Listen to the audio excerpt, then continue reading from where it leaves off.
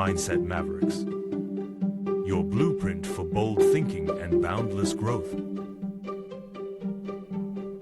Welcome to Mindset Mavericks. I'm your host, Jon Coogan, and today we're joined by Patrick Boylan. So what if learning music could unlock your potential in business and life?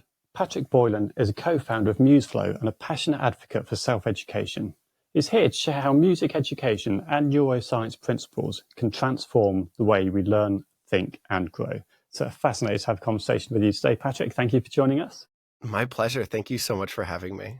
So what I'd love to do, I've just introduced your business, Museflow, just to touch on it. But could you give us a description about what Museflow is and what it's helping people to do?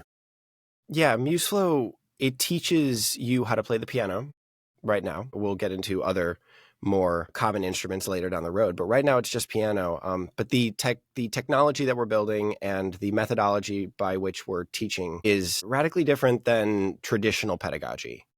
We're teaching you in a way that is iterative. It's flow state. You get into this groove where you just play and play and play, and we've gamified it a little bit. You have to get 95% accuracy at the goal tempo, the goal pace. You have to play 4 phrases of music in a row, which is 4 phrases, measures combined. Don't want to get into too much detail about like how music is made and everything like that, but that we've gamified it in that way, and we've built it into each level, and we've given you a little skill that you need to learn each level. And we start you from 1 note, 3 rhythms, and both hands.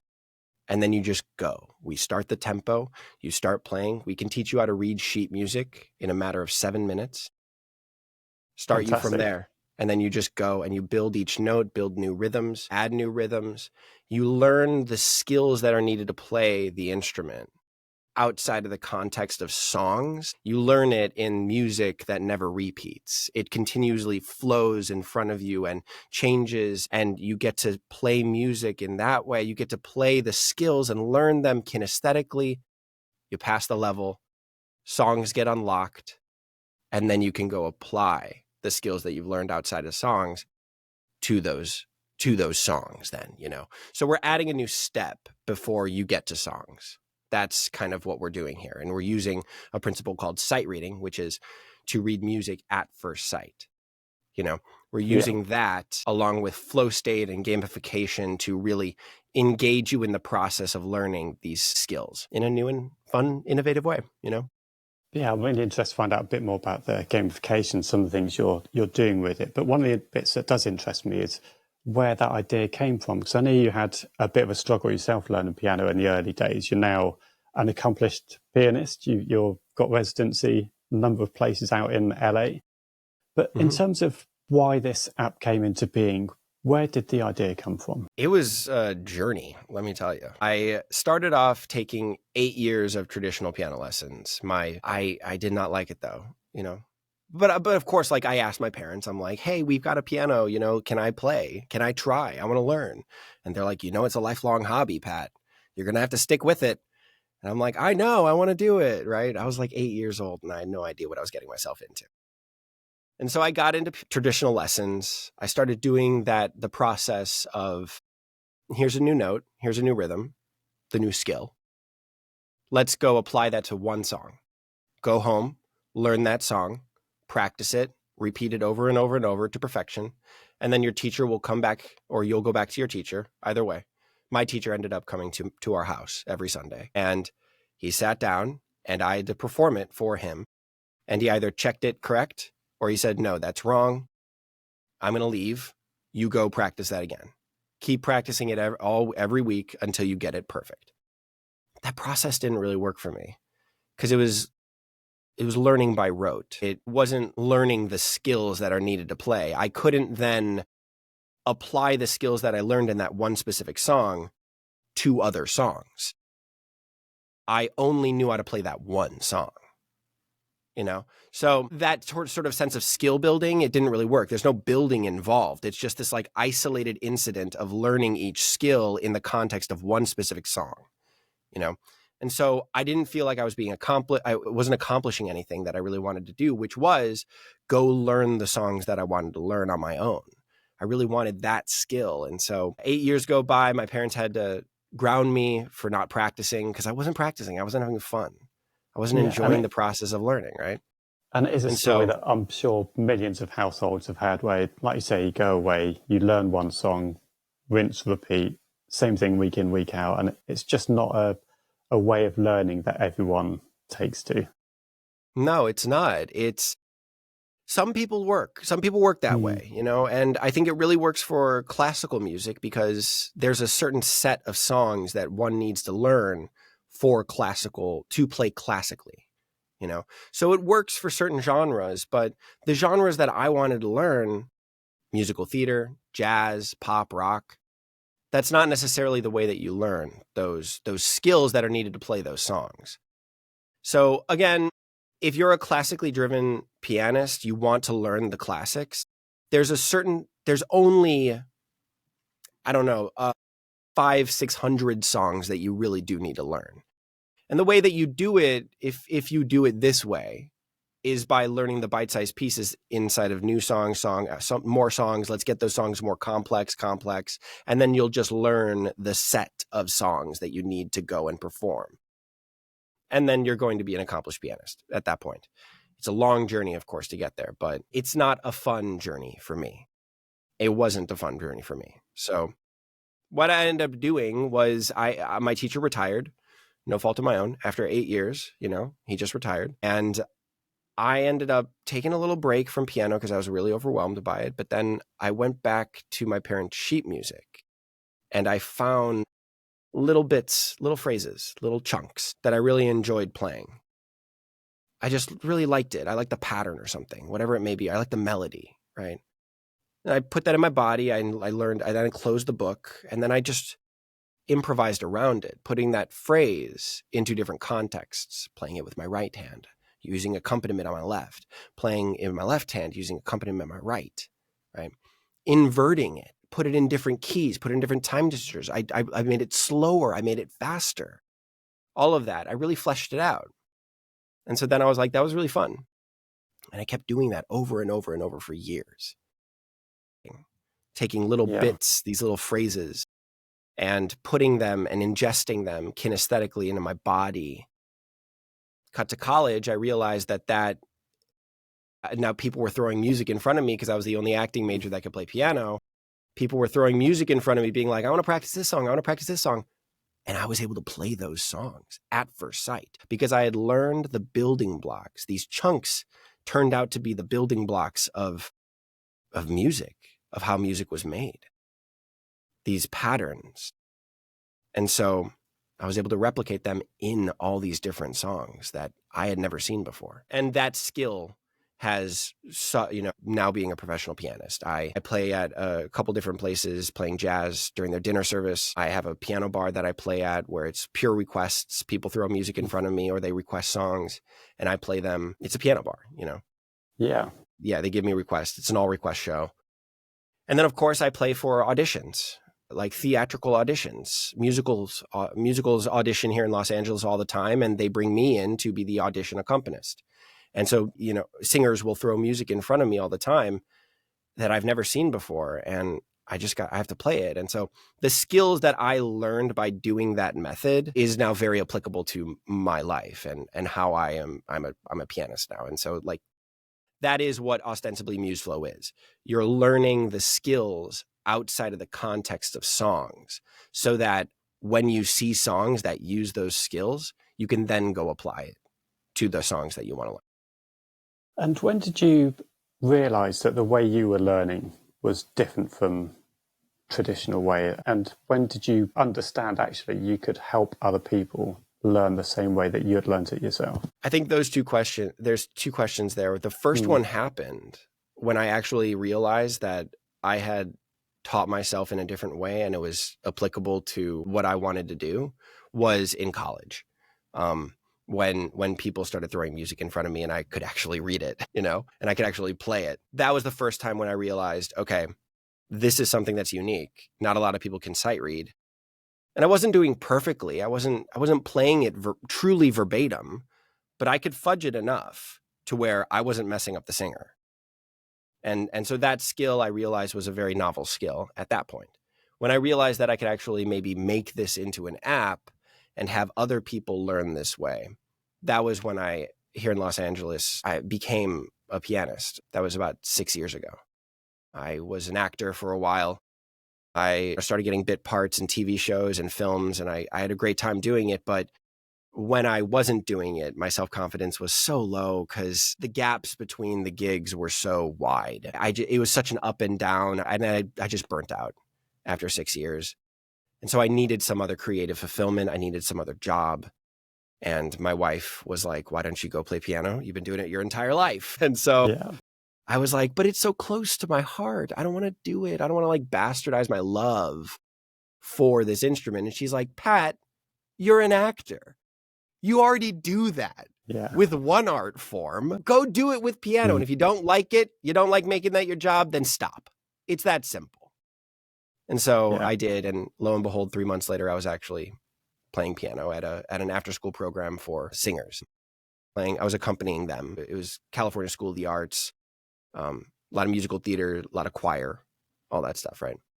Yeah, and I think that's great. So it was at that pivot that I realized, okay, maybe there's something here. Maybe the way that I learned could actually be applicable to other people, and that's when I started developing Museflow. Yeah, I think there's a few bits I'd like to ask about, and I think it's a great attitude to try something out, and you can always change your mind later on, but you don't know unless you give it a shot. And I think one of the things I'm interested to hear a little bit more about is you mentioned about being an actor and some of the highs and low moments that you went through. And I think you've probably learned a few lessons in there about resilience. And I'd like to find out what that experience is like as an actor, going from a job to being without work for a period of time, what that does to your mental health and your resilience.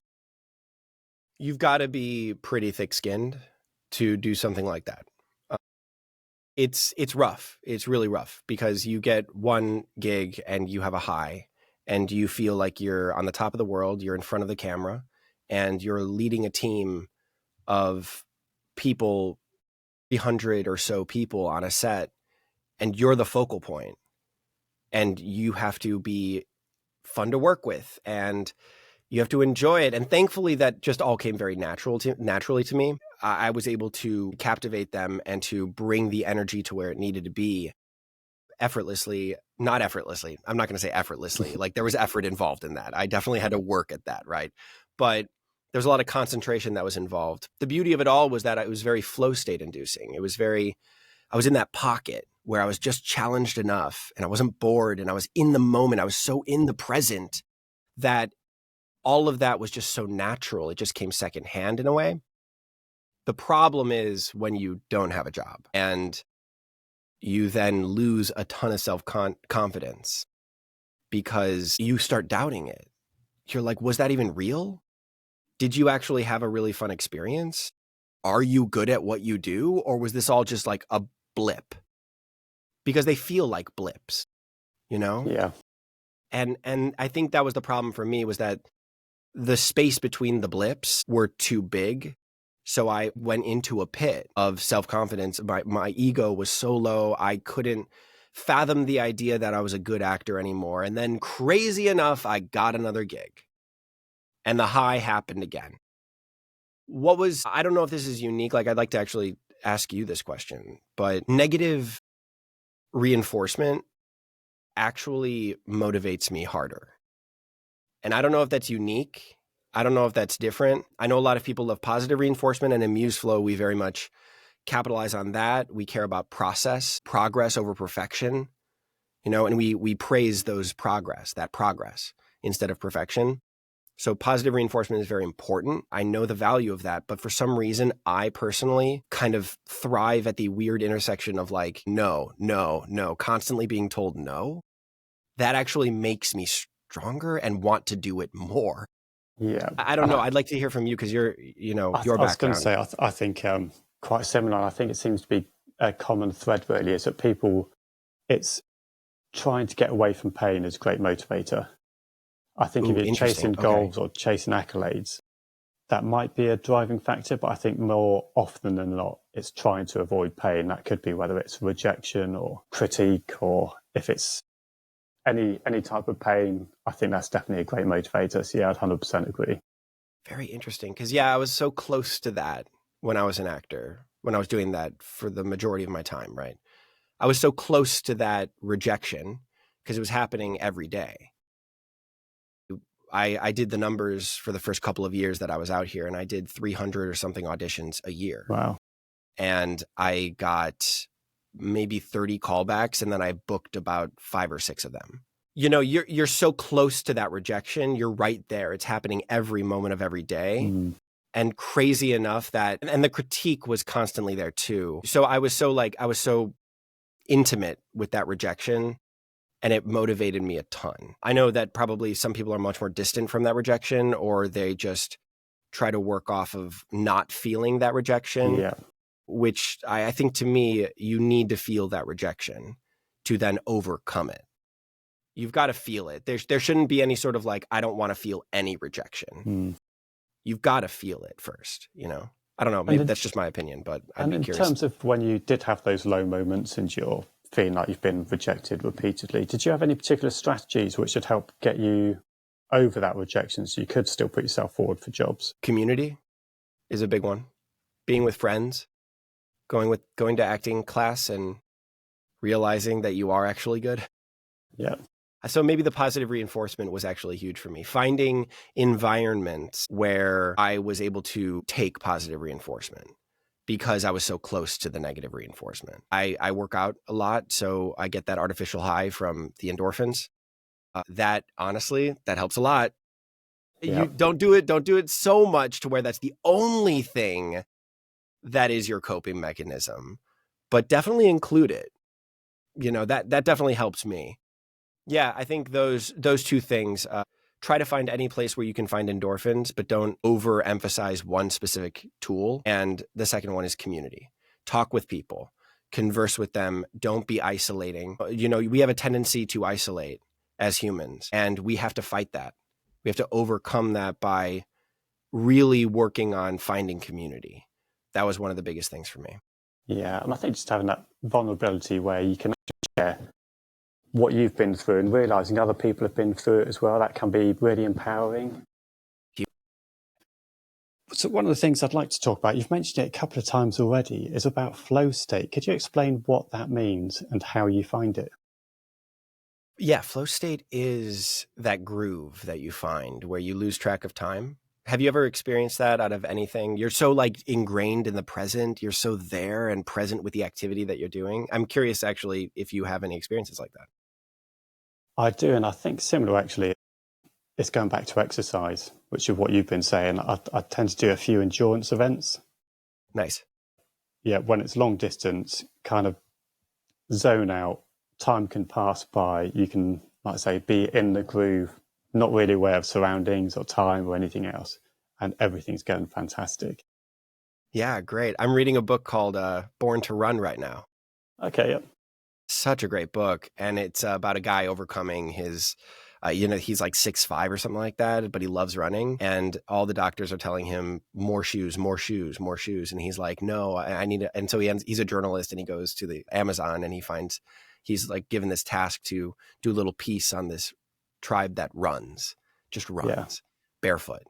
And he realizes that is the solution for him. He needs to strip away and wear barefoot shoes. What endurance events do you do? Just out of curiosity.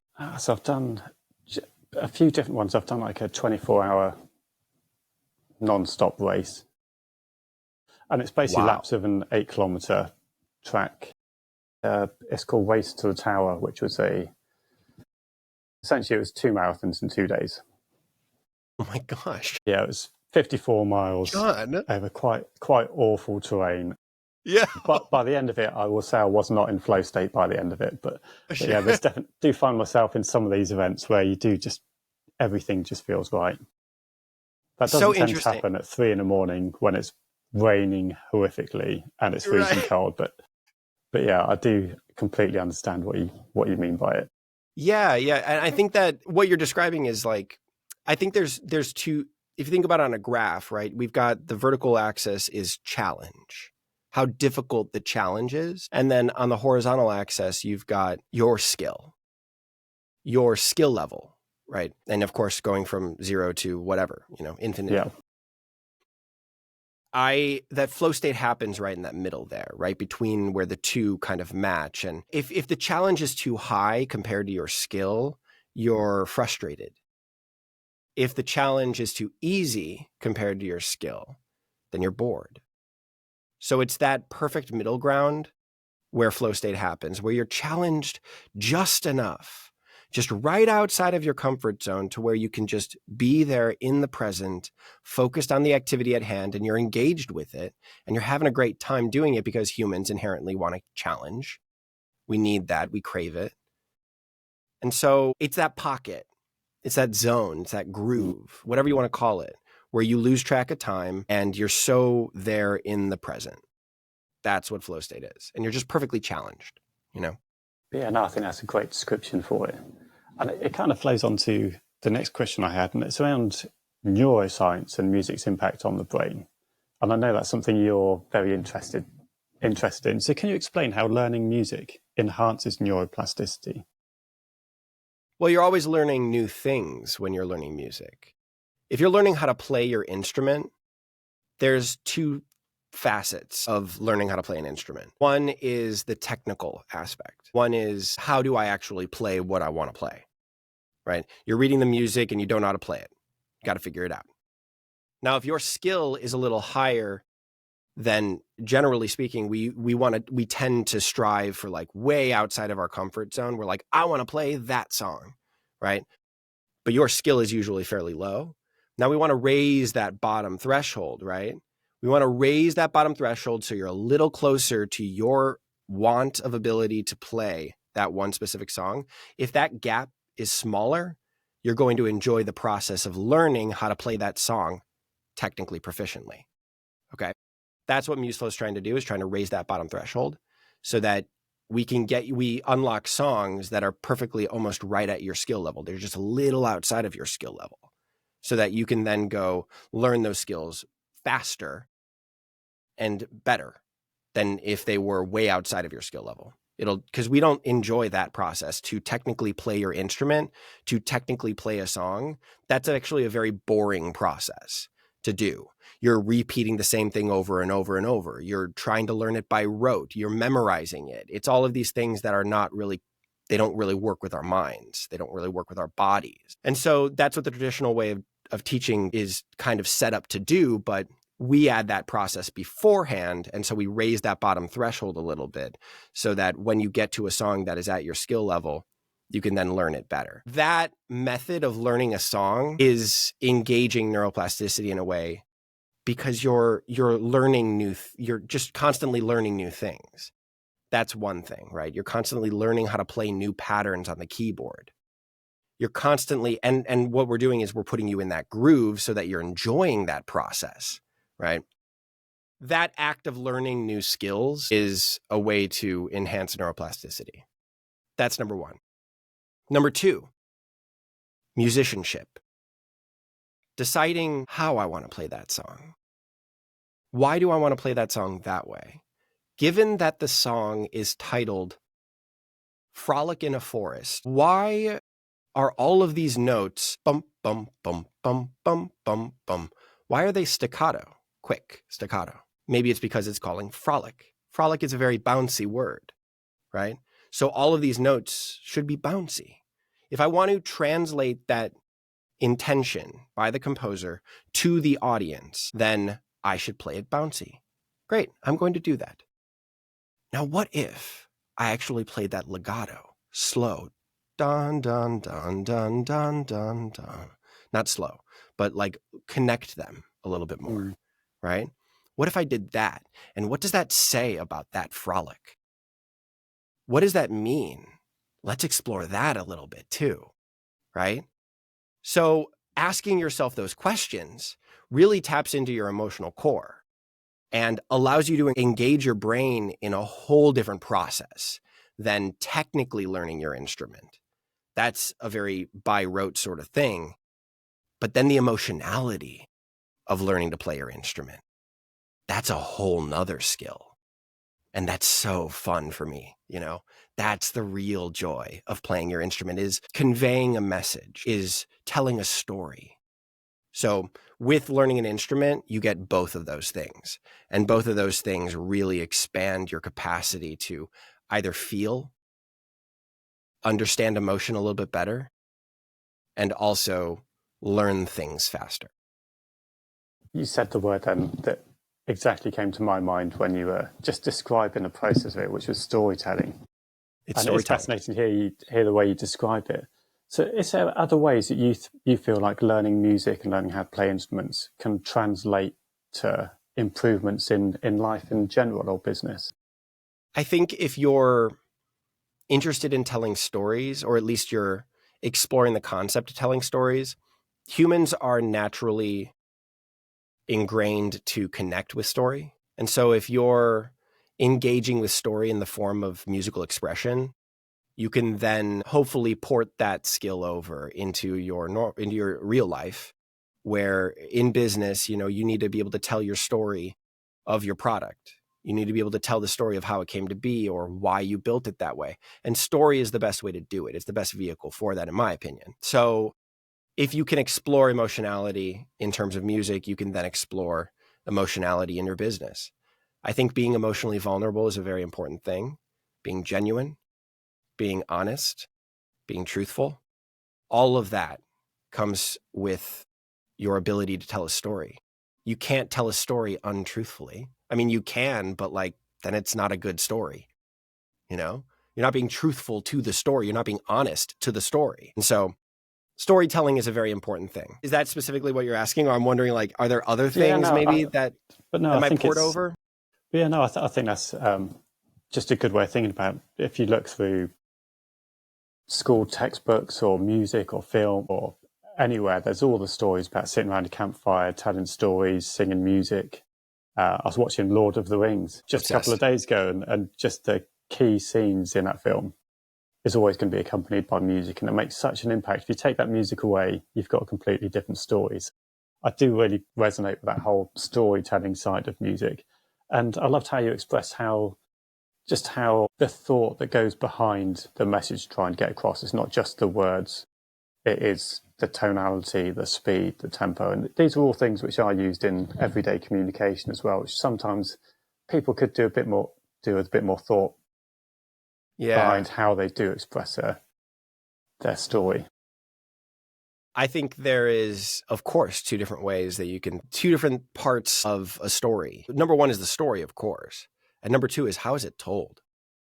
So to your point, I think if we can consider pace, consider staccato, are you really short in your words, or are you legato? Are you, I don't know, more, I don't know what to say, but it's more arcing and easy to listen to in a way, I think those are very important things to think about, is how you tell your story. And in terms of your own business, you're a musician, you've got your residencies, you've got Museflow now as well. Can you share an example of how your background in music has helped you think creatively as a business owner? Biggest thing, creative problem solving. It's the biggest, in my opinion. I have an artist background. I'm able to think outside the box fairly easily. I live in that space fairly often. And so when one of our co-founders, who is one of our technical co-founders, comes to us with a problem, me and my other creative co-founder, Stephen Gizzi, he's a music teacher, I'll be able to think of solutions for the problem that I don't want to sound too praising of myself, but those well, what about this? Well, what about this? Well, how about this? Why don't we try this? It just happens so often, so much. I have so many different ideas for how to approach a a problem, that one of them inevitably does actually work. If you can attack a problem from so many different ways, that is better. Offer so many different options for solutions, that is better, because it's not just, oh, we're roadblocked here. We got a problem and we don't know how to solve it.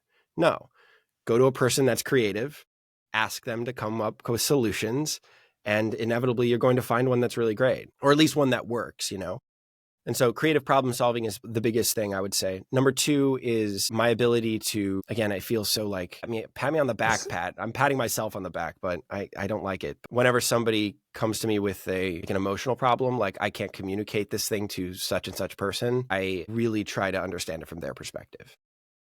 It's that emotional connection that I care so deeply about. What's the cause of the symptoms? That is so important to me. Let's fix the cause of it all. Let's talk about the symptoms, absolutely, but let's really get to the core of it and the heart of it. And that's inevitably either some trauma in your past that you're expressing now, or something that is emotionally just not resonating with you, with the other person. Why is there a miscommunication here? Let's really break it down. And then let's try to find solutions. And inevitably, you're going to have to change. Somebody is going to have to change here. Somebody's going to have to acquiesce, and you have to be okay with that. It's adaptivity, being adaptive. So important, so important. Yeah, it's a fantastic skill to have. I'm quite intrigued to find out your perspective. Do you think that you're a creative person, therefore you've got those skills? Or do you think it's because of the improvisation through music, because of improvisation through acting that you've developed those skills? So is it more nature or nurture? It's a great question. I think I had a propensity for it to start, and then I really nurtured it significantly by being in that space more often than not.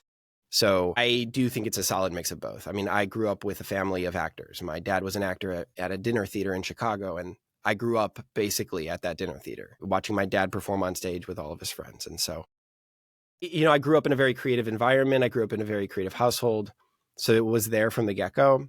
But I do think because I've lived in that creative, emotional state so much that I was able to flesh it out and come up with solutions that work for me, and then be able to translate that to people that I work with, Yeah. And for somebody who's obviously put in a lot of work to get to the standard of piano playing you're at now, and I think this applies both to music and for business or life, but if you've got any advice you can give to somebody who's struggling to stay disciplined. So my say is... Oh, just in general, disciplined? Yes, yeah. I can imagine it's quite difficult to stay disciplined playing an instrument over and over again, especially in your early days when you said you weren't getting on with the way it was being taught. So have you got any strategies for staying disciplined? I love that you asked that, because the word discipline, it's not even a thing anymore for me. I've actually circumvented it because of flow state, because I'm enjoying the process of learning now. I don't need to be disciplined anymore because I simply want to do it. We have a couple people that use Museflow.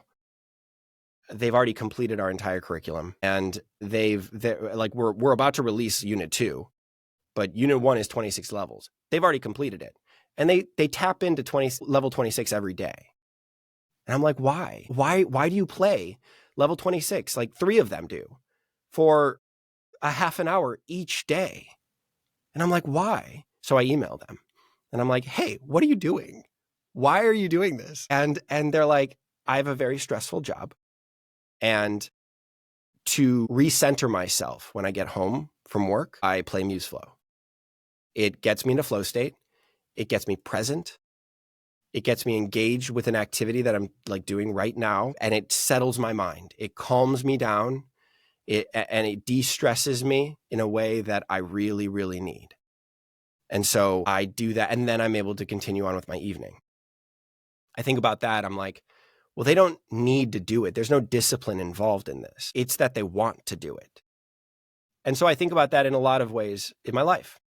I try to set myself up for success by putting myself in situations where I'm inspired to do a certain task. It's not a problem with you. It's not. Discipline is a problem with the learning environment that you're trying to work within. If you have to be disciplined to do something, that's not I truly believe that it's not on you. It's on the system the systems that have been set up for you. You have to battle against them constantly. So, create your own system. Create your own environment. Put yourself into an environment where you're inspired to do the activity that you want to do. Because inevitably discipline implies that you want to do the thing, right? You want to do that activity. So instead of having to battle against it over and over and over and be disciplined to do the thing, create the environment that inspires you to do the thing. Try to find that solution, and discipline then won't be a thing. I'm just mulling it over as we're talking as well. I think from some of the conversation we've already had, it seems like discipline is also due to having the wrong expectations. Yes. If you're setting your expectations too high and you're not managing to meet those expectations, that's when you become frustrated, and that's when it's easy to give up and things not worth doing. But actually, it's just also managing what's a realistic expectation, setting realistic goals. Absolutely. And then try to accomplish those goals in a way that is inducing flow state, that gets you in the groove in the present. You know, I know a lot of people that like need to do tasks around the house, and then they just put on an audiobook or they put on music and they listen to that. That is what actually taps them into the groove. When they don't want to do the tasks that they need to do, they find ways to get themselves in the present and actually enjoy that task at hand. You know, try to find those solutions, and I bet you anything it'll come. And just for listeners who might not be musically inclined, what's a simple way they can start reaping brain boosting benefits of learning music? I mean, Museflow. I think that we're perfect for beginners. I don't think it. It's proof is in the pudding. You know, we've got a solid user base of people that are just starting off, and they're loving the process of learning each skill and then applying it to songs and all that stuff, right? So to tap into Museflow is a way to engage with learning music that is outside of the traditional way. And if that has never really worked for you, or if you're not technically musically inclined, as you say, try it out and let me know. Like, I'm here for these conversations. I would love to hear what you think. And I'd love to give you guys a discount code, actually, if that's cool. Fantastic. Yeah, definitely. I'm thinking like maybe Mindset 50, which gives you 50% off for life. So Amazing. If you use that discount code, you can start off your free trial. You can put it in then, and then it'll be applied at checkout. But your free trial is 7 days, and then you can try it out, see if you like it. And then, it'll be 50% off for life. It's not a lifetime membership, but it's like, you know, as your subscription continues, then, you know, it'll be 50% off. So amazing. Forever. So Mindset 50, I'll put the code in the description as well, just so it's there permanently. Yeah, and to actually sign up, where do we go to sign up for that? Just go to the website, museflow.ai. You can sign up there. Just there's a button right there on the front. Sign up for start your 7-day free trial. We're turning this into an app, of course. So the app will be able to be downloadable probably middle of next year is what we're thinking. So then you'll actually be able to go to the Google Store or the Apple Store and be able to download the app to your desktop or your iPad or your tablet, mobile phone, whatever you need. So we're making that, but right now it is web-based, it's browser-based. So you need to use Chrome or Edge to be able to use it. You need to have what is called a MIDI-compatible keyboard. Most keyboards are MIDI-compatible, so just make sure that it is. Got a little MIDI cable. You can use one of those old printer cables that you might have, like USB-A to whatever works with your computer, and then set up your computer so that you can actually play your keyboard. I know it's a lot of technical barriers to entry right now. Of course, we're working on that, but if you're interested, again, I'd love to hear from you. And I do think that it is a perfect way for somebody that is interested in learning music to explore the possibility of maybe engaging with it a bit more. Fantastic. You'd already answered my next question, which is about what equipment we need. So you've covered that already. Great. Yeah. Fantastic. What I would like to do, I'll do a quick fire round, and it's just a few questions to get to know a little bit about you and maybe a bit of your mindset and your practices. And the first one is, what is one book that has had the biggest influence on you? When it comes to business, Good to Great is a really big one. That kind of changed my entire perspective of what a good leader looks like and how to build a company. Again, I'd never done that before. And so this is all very new for me. And so that book, in terms of leadership and what is necessary for that, and then also how to build a company, Good to Great, for sure. Sure. Is there one particular part that stands out for you? I love hearing about the different CEOs and their methods. I love reading about the earnest and honest and down-to-earth CEOs of these multi-billion-dollar companies that They do their job throughout the day, and then on the weekends they spend their weekends up in their cabin up in the middle of the forest, just doing tasks around the house, maintaining their cabin. And that's where they find flow. I romanticize that a lot. Yeah, I do. I romanticize a very good work-life balance. I romanticize maintaining my relationships with my loved ones and being emotionally vulnerable and honest in my business and in my personal life, being authentically myself. And so knowing that there are CEOs that are super, super rich, that are so down to earth, is very inspiring for me. Yeah. But yeah, so it's fantastic goals, and it's nice to know it can happen. It can feel tough at times, but it can happen. So one of the things one of the biggest things that actually I learned from that book is that you have to work against the systems that have been set up for you in terms of like wealth and being taken away from society because of your wealth. I think that wealth distances us from the populace in a negative way. We can become a little king on a castle and a little throne up in the sky. And we're so far away from what is going on with everybody else that it becomes a conscious effort. It has to be a conscious effort on your part as a leader to tap back in, refocus, recenter on the people that you're working with and the people you're working for, your customers. Why you're doing what you're doing on a daily basis. It's a daily practice to recenter, refocus, and not become isolated in your little high castle on a hill. To realize that it is a daily practice, that was a big thing that I learned from Good to Great. That's it. Never lose that empathy. Never. No, please. And what is the biggest lesson in life or business that you wish you'd learned sooner? Patience. I don't think I really would ever have the patience to build a company like this if I didn't have my partner in crime. He is incredibly patient. He's our CEO right now for that reason alone. I would have driven our technical co-founders, mad if I was the one in charge, because I'm extremely impatient and I want things done now. And they're ostensibly working for free right now. We got a piece of the pie. We've all got a piece of the pie. We've split up the equity so that they all have a great chunk, our technical co-founders. We've given that to them. They're happy with it. We had that discussion early on. We set that in stone, right?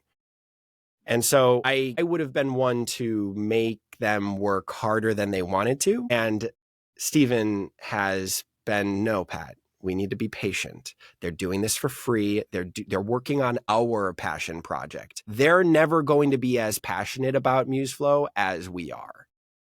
I had to learn that. And I wish I learned that earlier, because I have burned some creative relationships because of my impatience. Not necessarily businesses, but creative relationships. Yeah. Whether I was an accompanist for a singer or we were acting together in a play, whatever it may be, I've ruined relationships because of my impatience. And just intrigued about your relationship with your CEO as well. So it sounds like you've found a good balance, the two of you, and you've both got different skill sets. How did you settle on who was going to be CEO and who was doing which roles? Was that an easy discussion, easy decision to make? It wasn't a good discussion, because we both have egos. Yeah. And it's hard to accept the fact that I'm not the right CEO for right now. Maybe down the road I will be, but definitely not right now. And I needed to accept that. We talked a lot about co-CEO roles, but he drew a hard line and he said, no, I don't want that. And I had to accept that. The biggest thing that actually worked for me when we were having that discussion, it got to a place where it was like, are we done? Are we done with this? Is this what why is this happening? Why we can't come to an agreement here? And when he finally told me, Pat, if we were co-CEO, I wouldn't feel comfortable with this experience. I wouldn't be okay with it. I would feel like it's wrong. And I know you think so thoroughly that that's okay and that's good and that's what it should be, but like, I don't, at least right now. These titles may change later, but right now, you're not the guy. And I just had to accept what really connected with me was the emotion of it all. That he, from his perspective, said, I don't feel like this is right. And you can't really argue with feeling. You can't convince somebody out of feeling something different. So that was a big thing that we had to kind of deal with. It was contentious for a hot second, but when he finally told me that emotionally speaking and feeling of it all, that he felt like it was wrong, I just had to accept that. And weirdly enough, that's what really connected with me, was the emotion of it all, you know? Yeah, but no, I appreciate the openness, because it is a discussion I think many people have. And like you say, ego can get in the way of making the right decision, whether it's the right decision for the business or as individuals. But everyone has different skill sets, and they are needed at different times. As you say, a CEO who might be right today might not be the right CEO in a year's time after significant growth. No, I think it's good to acknowledge those conversations and actually say that that's okay. You can have those feelings, and all feelings are valid. Absolutely. And when you share those experiences, please make sure that like your co-founders are listening when you're sharing those things, and vice versa. Make sure you're open when your co-founder is saying, I feel X, Y, and Z. That's the heart of it, you know? And you have to really accept that, because you can't, again, argue somebody out of a feeling. You can't. You can argue somebody out of an opinion. Yeah. You can, but not a feeling. That's something that's so deep within us, you know? So you really have to listen to that and be open to that. Yeah, no, I appreciate you sharing. Thank you. And the final question for this quickfire round: if you could enter one person into the Mindset Mavericks Hall of Fame, who would it be and why? If I could enter them into the Mindset Mavericks Hall of Fame, I don't know. I think it might be my co-founder, Steven, because he very much like is a gut feeling kind of guy, but he's also very intellectual. So it's an interesting sort of combination there. His intellect will definitely get in the way. He'll obsess and he'll overthink and he'll do that, but he always comes back to, okay, let me ask everybody around me. You know, actually, here it is. Picard. Jean-Luc Picard from the Star Trek, the show Star Trek Next Generation. It's Jean-Luc Picard, no doubt about it. He's a fictional character, but by golly, he's an incredible leader. He will propose an idea. He will gather around the people, everybody around him, and say, okay, here's the problem. I want to hear everybody's opinion. Okay. And then everybody will go around the table and share their opinions, very diverse opinions, very different. We have a warrior. We have a feeler. We have a medical technician. We have a data scientist, an engineer. We have a robot. Like, you're so many different characters there that have so many different perspectives. Jean-Luc takes them all in, listens to every single one of them, and decides on the appropriate action that is necessary to move forward on that specific task based on all of their inputs. And you know what's great? They all listen to him. When he says, here's what we're going to do, they all listen, because he's a very noble leader. He's a very honest, earnest, truthful, and he's proven time and time again that he is the person to follow. It's Jean-Luc Picard. Absolutely. I love that sort of method of leading. You know, it's like, get everybody into a room together. Let's discuss it. Let's debate. Let's really get into the grip of it. But when the leader says, here's what we're going to do, you respect it. That's the first time I've had Jean-Luc Picard, but no, fantastic answer. And I'm sure your co-founder will be delighted to know he's been put on an even keel as Jean-Luc Picard. So thank you very much. He definitely he lives by that motto. You know, he asks the question, we all debate. And then what's interesting is he never really says, this is what we're going to do. We all end up just coming together in a consensus during discussion. And so he never really even has to say, no, this is what we're going to do. It's all just like he facilitates the conversation and we all spiral down into the choice together, you know, and I really love it. No, it's a great answer. Thank you. So, Patrick, there's one more thing I'd like to do before we officially wrap up. And I'd love to hear, what's one piece of music that always gets you into a flow state? Playing or listening to? Those are two different things. Let's go for both. Okay. Playing. Yep. There's one beautiful piece that I've been working on pretty diligently for the past couple of weeks. It's called The Yellow Jacket by Sean Martin. The opening lick of that, it's the most beautiful thing in the world to me. I am obsessed with it. It's so gorgeous. the types of harmonies he uses and the jazz that he infuses into it. It's jazz fusion. It's called The Yellow Jacket by Sean Martin. It is the most beautiful thing to listen to, in my opinion, and also the most beautiful thing to play.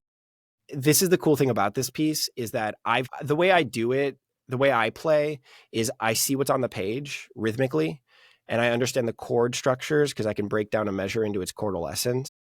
And so I understand the chord structure, I see the rhythm, and I see the melody. And so then I just kind of comp it all together.